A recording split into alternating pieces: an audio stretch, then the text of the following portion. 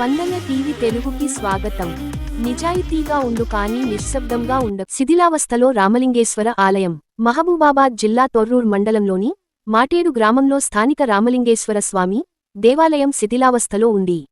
పూర్తి వివరాలలోకి వెళితే, మాటేడు గ్రామంలో కాకతీయ రాజుల కాలం నాటి పురాతన రామలింగేశ్వర స్వామి ఆలయం శిథిలావస్థలో ఉన్నప్పటికీ దేవాదాయ శాఖ అధికారులు పట్టించుకోకపోవడంతో ఈ ఆలయం అభివృద్ధికి నోచుకోవడం లేదని స్థానిక గ్రామస్తులు ఆరోపిస్తున్నారు.